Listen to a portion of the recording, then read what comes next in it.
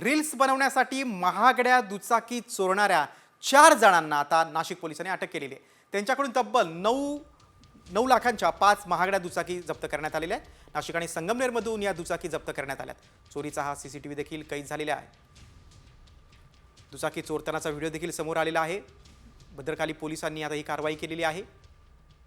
9 लाख रुपयांच्या दुचाकी जप्त केल्यात आणि हे दुचाकी का चोरायचे तर रील्ससाठी दुचाकी चोरायचे।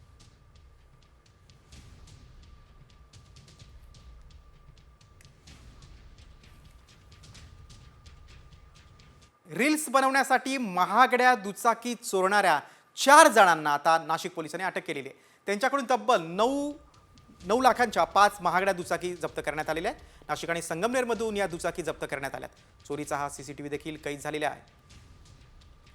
दुचाकी चोरतानाचा व्हिडिओ देखील समोर आलेला आहे। भद्रकाली पोलिसांनी आता ही कारवाई केलेली आहे। 9 लाख रुपयांच्या दुचाकी जप्त केल्यात आणि हे दुचाकी का चोरायचे तर रील्ससाठी दुचाकी चोरायचे।